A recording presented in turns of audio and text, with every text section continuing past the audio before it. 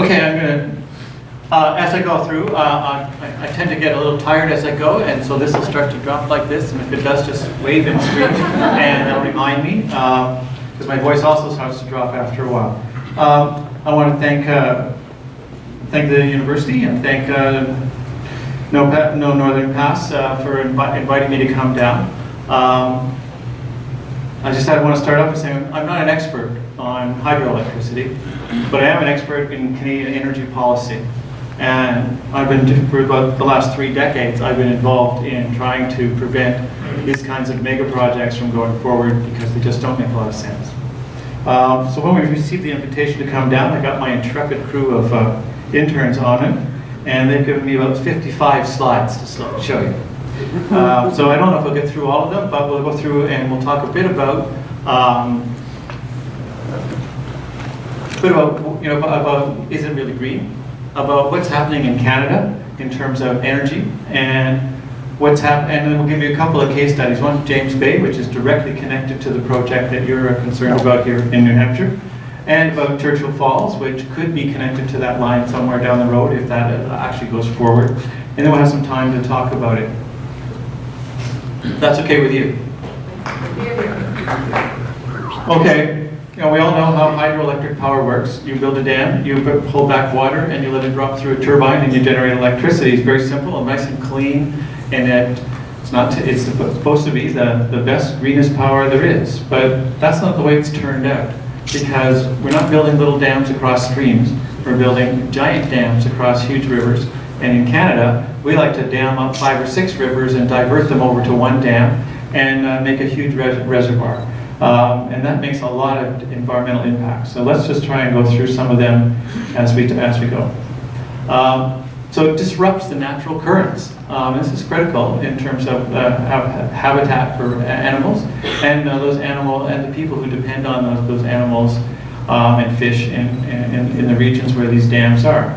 And it just happens that all the dams in Canada happen to be, at least the ones that are going to supply this power line, happen to be in the territory of First Nations. And those First Nations, to varying degrees, were consulted and to varying degrees accepted these constructions, but most of them just had a gun to their head and they had to accept them. So they did the best they could in terms of getting some financial compensation. In some cases, they received no financial compensation. I know I've heard stories of company men driving through and handing out cash to natives to get them to accept deals. That doesn't happen anymore, but they still don't have very much choice.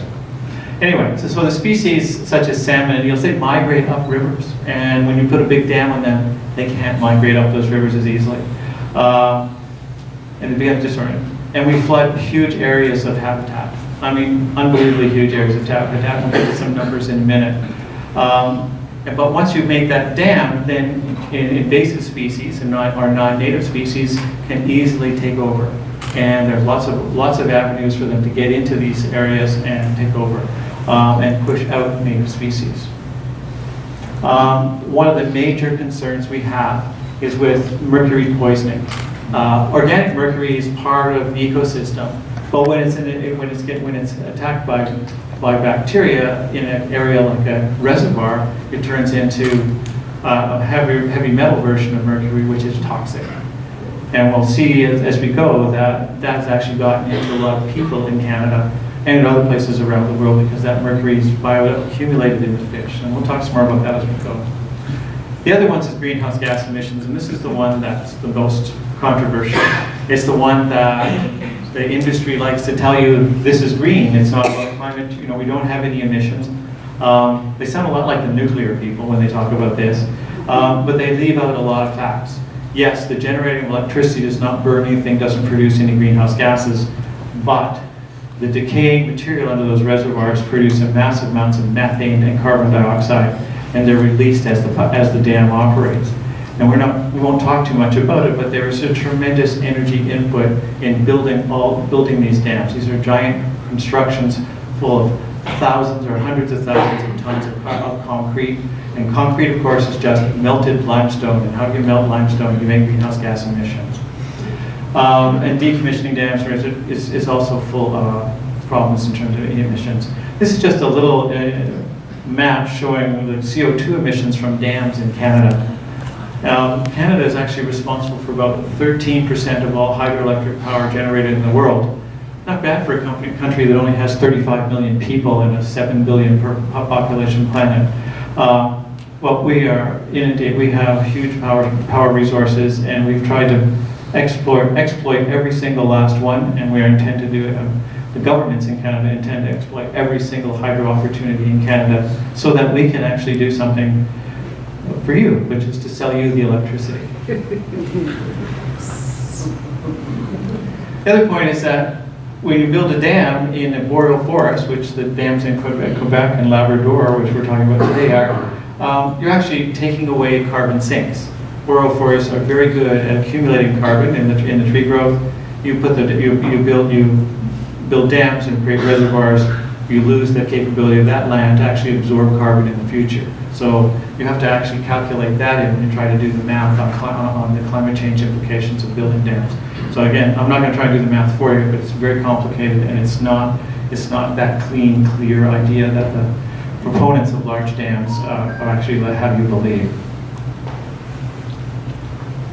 So what we think is that it's not green if it's not run of the river, if there's any diversion of water, if there's interbasin transfers of water, if the flow of modifications interferes with the actual annual cycle of flow, and there's reservoirs.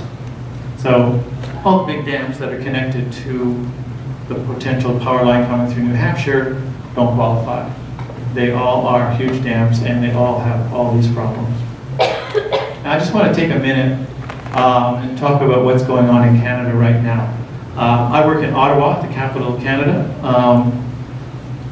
and before I became the executive director of Sierra Club, I used to be in charge of our climate change campaign and our energy campaigns. So I can tell you a great deal about Canada's energy. And in Canada, we like to talk about producing our energy resources, but in fact, they're not energy resources for Canada, they're an export commodity. And in every area of Canada, we are trying to exploit our resources to sell either oil and gas, coal, or electricity to the United States. And so in every region of Canada, there are environmental fights going on right now about continuing to try and expand the production. Did you realize that Canada is the U.S.'s largest supplier of oil? We're ahead of Saudi Arabia. We've been there for several years now. There's a lot of people in Canada who are proud of that. I'm not so sure I am. And also, we are huge suppliers of hydropower to the United States. There are proposals to build new dams in Quebec, in Labrador, and in northern BC, and in Manitoba, entirely to ship power to the United States. Canada, we did actually commissioned an energy study about 10 years ago, trying to demonstrate to the Canadian government that we can actually meet our greenhouse gas emission reductions targets.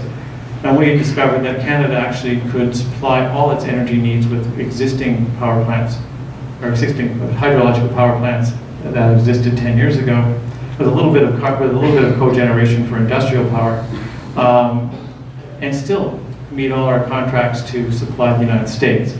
So we have a huge surplus of potential here, and it is the key driver of the politics of Canada right now. And again, it's the same with oil and gas. We are trying to find as much of our resources. We want to dig it up, pump it up, and get it here as fast as possible. There's some notion, especially in Western Canada, that if we don't sell all the fossil fuels in the next 10 years, that the market will die. Wouldn't that be nice? Again, here's another little graphic illustration of all the power supply. Yeah, ironically, it's easier for several states in the United States to buy power from Canadian provinces than it is from one province to buy power from another province. The lines all go north and south. So even though there's a huge surplus in Manitoba, it actually makes more sense to sell it into Wisconsin than it does to sell it into Ontario. It's 1,000 miles closer. But there's no east-west grid in Canada, so the sources are being developed solely to ship south. Again, here's another idea of some of the complicatedness in pipelines, and I'm sure you've all been talking about the pipeline controversies. We have one in here, one going across Canada, as well as one coming into the United States. But just some of some things that the World Commission on Dams said is that the average cost overrun of the dam is about 56%. So we're talking about billions and billions of dollars of investment. In fact, the Canadian government is now suggesting that there are over $500 million of resource and energy export projects that need to be funded in the next 20 years from Canada to ship energy, mostly to the United States, although lately we've been talking about trying to ship it to China as well. So we have a huge challenge in Canada. Just this last week, a second huge budget bill was put before the Canadian Parliament. It's 500 pages long, and part of it is changing the Navigable Waters Act in Canada. And this follows a 500-page budget bill that was passed last June, which has also had 500 pages, but it also had a section which basically destroyed our environmental assessment regulations for federal law. And the reason for that is to make it easier for resource companies and big energy projects to go forward with having very little federal oversight. And we basically stepped back 25 years in the last year in terms of environmental regulation. And this is all to supply the United States. So Canada, I think, can actually boast that it's now officially third world status. That we're prepared to compromise our laws and regulations in order to supply the United States. And we have lots of collaborators in Canada who want to make profit out of that. So we have a huge fight, and your battle here on this one power line is just one small part of the battle that's continental in scope. And if we're going to ever arrest climate change and address that problem, address the most critical problem that we've ever faced, both in Canada and the United States, those of us who understand what's happening, have to find a way to overcome the proponents of the status quo. But just let's get back to Hydro-Quebec and James Bay. So we have a series of slides here. This is a real nice aerial picture of the dam. It's a huge dam. It dammed 9 rivers and diverted them all and turned most of them into little streams and flooded an area the size of Belgium, which I think is about the same size as New England. So there's an area in northern Quebec that's all underwater, the size of Belgium, that used to be a boreal forest that used to support Aboriginal groups in supplying their own needs in the north, and that was just taken away from them.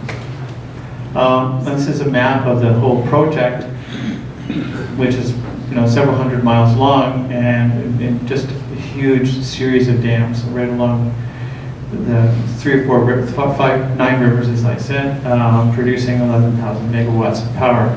Quebec doesn't need all this power. This project was built entirely to export power to the United States. There are several corridors, and they're looking for more corridors.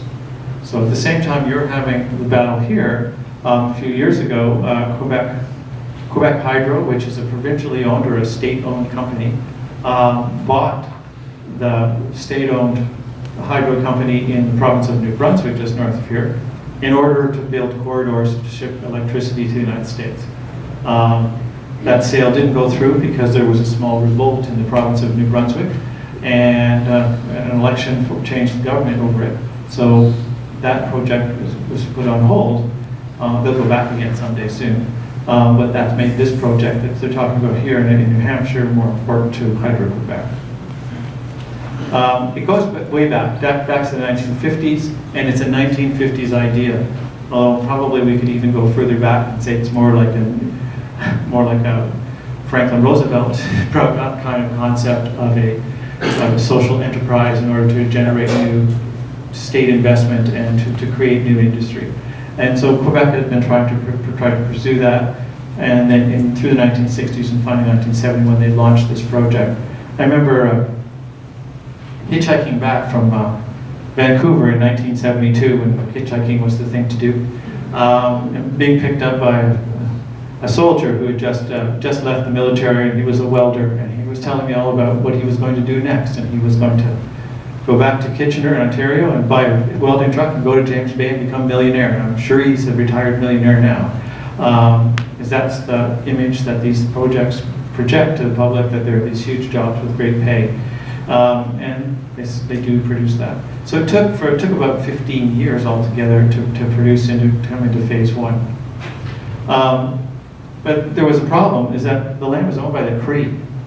The entire area around James Bay, both on the west side and the east side, the main Aboriginal group there are the Cree. And the Cree, both in Ontario, in Manitoba, and in Quebec, have all been faced with large hydro projects that have just come along and taken their land. So the Cree have quite a history in Quebec fighting these projects. They did accept, after the dam was built, they did accept a settlement, and that's resulted in significant investment in Quebec's north. But then when the second phase came forward, they had already realized that some of their communities, everyone in the community had mercury poisoning. And said that that's enough. So the second phase of the Great Whale Project, they organized against, and throughout the 90s, they did all kinds of fun things. They actually learned how to campaign, and I was with Greenpeace at the time, and they worked with us, and they bought a full-page ad in the New York Times as the best way to deal with Hydro-Quebec, because the customer was in New York. And one of the things we've learned in 25 years, 30 years of campaigning is that you're far more likely to succeed if you actually attack the market rather than the producer. And they succeeded in convincing Governor Como back in the 1990s to turn down the deal, to tear up the deal with Hydro-Quebec, and the Great Whale Project was held back. And that was a great victory for the Cree in northern Quebec. But this project has been huge. So as I said earlier, it's flooded an area the size of Belgium. It's called 11,500 kilometers. And it was their land. Flooding also created huge mercury contamination of fish and migratory problems. And since then, they've had a huge amount of, even though they've had lots of investment up north, they've had a huge amount of social disruption as a result. And these are people who, when this project came forward, they were still reeling from a scandal that we have in Canada called the residential school program, in which rural Aboriginals, or Aboriginals from the far north, a plane would land in your village one day, and police would round up all the kids and say, we're taking them to school, and they'd be gone. And maybe they got home once or twice a year. And if they spoke their native language in those schools, they were punished, and they had terrible time. And our Native community right across the northern Canada is still reeling from that, because there are people of my generation. And I can see in this room there's lots of us of this generation. And they are the parents and the grandparents. And then this is the group of people that were faced with suddenly dealing with huge project coming into their community. So we get some of the quotes from them that we're deprived of our adequate lands. They're just a huge problem. The second one case is I want to go to Labrador, and I'll just start off by saying that I think next week, but then the week after next, I'll be in court in the Supreme Court of Canada, trying to have a decision to go ahead with the Lord Churchill project be thrown out by the courts. In our system of environmental assessment, we give terms of reference to what we call a panel, and that panel then hears all the evidence from the proponent and those who have other points of view, and comes to a decision whether or not a project should go forward. And one of the elements that they have to judge is whether or not it's financially viable. And another important element is whether or not there's an alternative, or is this project needed. And so the definition of a project being needed is kind of interesting. The proponent, Melcor, which used to be a provincially owned corporation in Newfoundland and Labrador, has been privatized. Their definition of the need for the project was, we want to build it. And we're going to make profit if we build it, so we need to build it. But it's a very interesting project, because again, Newfoundland's not a very big place. There's less than 1 million people, and where the actual actual dam construction is in Labrador, as there are just a few thousand people. So the Sierra Club of Canada has been intimately involved in this whole process. So we participated in the hearings from the beginning to the end. And when the panel came back and said, well, the company hasn't proved didn't give us any information on the alternatives, and they didn't give us enough information to determine whether it's economically viable, but on balance, we're going to just say you can go ahead and do it, but we expect that those things will be dealt with later on. Sounded to us like they hadn't lived up to the terms of reference for their mandate, so we're going to court. And as soon as we went to court, the federal government announced that they were going to actually provide loan guarantees for a provincial project for hydropower, and that's unheard of in Canada. Hydro projects are provincial, are equivalent to state, and the federal government doesn't get involved, but on this one they decided to get involved. Very political process.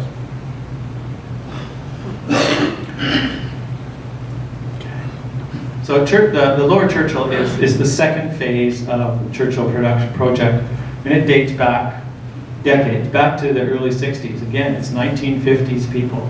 In fact, it was the pet project for the first premier of Newfoundland. I don't know if you know, Newfoundland wasn't a part of Canada until 1949. And when they came into Canada, they were led by a man named Joyce Smallwood, and you'll see his name pop up for the name of how they named their reservoir later on. And he really wanted to have a huge, big project. That was his thing for Newfoundland. So he pursued the Churchill Falls project, which is a huge project. But the problem with it is that if you go back to that map, there's the map, it's way up here. And the market for the power is where? Way down here. And to get there, they had to go through Quebec. And so Quebec has really put it to them and said, well, we don't need your power. So if they're going to get power from Quebec into the United States, they'd have to sell it to Quebec, and Quebec would then build a corridor and ship it here. And so they set a price of the 65-year deal for fraction of a cent per kilowatt hour.